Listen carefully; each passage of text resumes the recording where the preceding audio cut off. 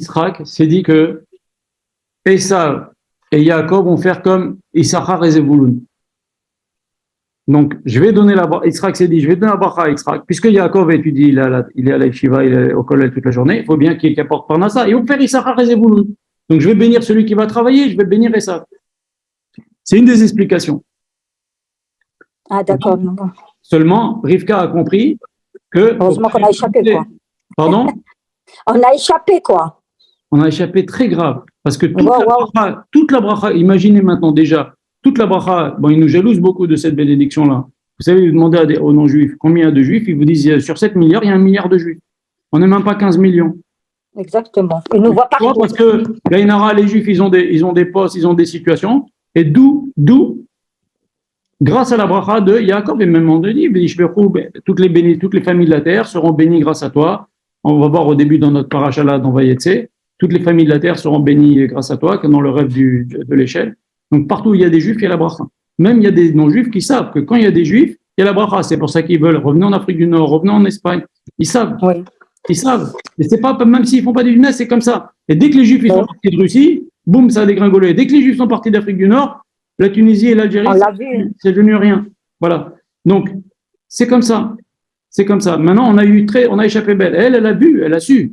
Elle a su qu'il se tramait quelque chose. Elle a entendu, elle a compris. Ouais, mais heureusement qu'elle a intervenu. Elle a sauvé les meubles. Elle a sauvé les meubles.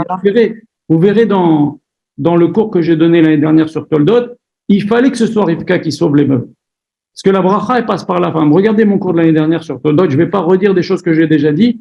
Je veux pas. Ce cours-là, c'était pour dire des choses en plus. Mais si vous regardez mon cours que j'ai donné l'année dernière sur Toldot, on parle pourquoi c'était Davka, Rivka, qui allait faire que la bracha, elle arrive chez les bénis Israël.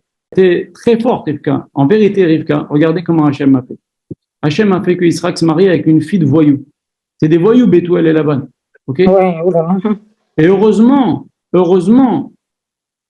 que Rivka est née quelque part chez des voyous. Pourquoi?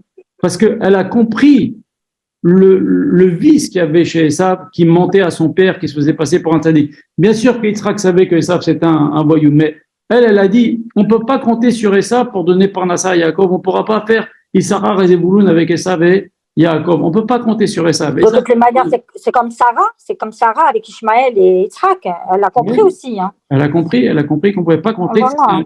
C'est pas possible de mélanger. Et vous voyez que Yitzhak ne lui a pas reproché. Yitzhak aurait pu lui dire, mais qu'est-ce que tu m'as fait? La bénédiction que Hachem m'a donnée pour bénir, pour transmettre, après il va bénir Yaakov, Yaakov va bénir ses enfants, c'est une bénédiction héréditaire, qu'on a le pouvoir de bénir, les bénis Israël ont le pouvoir de bénir, et dans les grandes familles, de tzadikim, etc. Maintenant, cette bénédiction, je la donne, elle est super importante, c'est la parnassa pour toutes les générations.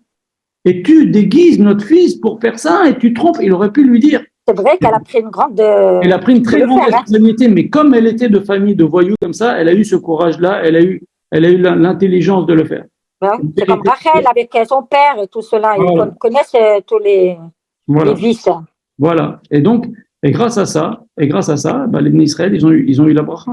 Mais elle a été géniale. Elle a sauvé vraiment la... Donc, on ne peut pas prendre ça comme un mensonge, quand même. On ne peut pas prendre ça comme Yaakov, il a menti à son père et tout, c'est pas... Non, il n'a pas menti, Yaakov. Il n'a pas menti, parce que Rashi, il explique, chaque mot que dit Yaakov, il ment pas. Mais quand même, sauf, il s'est fait passer pour Esav.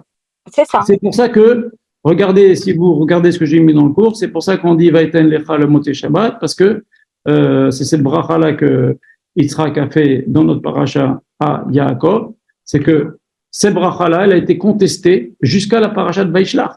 Pourquoi il est dans Vaïshlach et ça, il vient pour se battre avec Yaakov, avec 400 soldats, etc. Parce que tu m'as piqué la bracha. Il voulait le tuer encore 20 ans après. Et donc, quand il y a eu le combat avec l'ange, et l'ange lui a dit, tu t'appelles Israël, une fois que c'est réglé dans le ciel, après c'était réglé ici, mais cette bénédiction, elle a été contestée pendant 20 ans. Jusqu'à que Hachem, il appelle Yaakov Israël, l'ange, il appelle Yaakov Israël, Hachem appelle Yaakov Israël, et donc ça veut dire Yachar. Tu as bien fait de les prendre, c'est toi béni Bechori. Quand Hachem, il va dire à Moshe, va dire à Paro, béni Bechori Israël, Hachem, il valide encore que Yaakov a bien fait, c'est lui le Bechor, c'est lui qui a bien fait de prendre les bénédictions.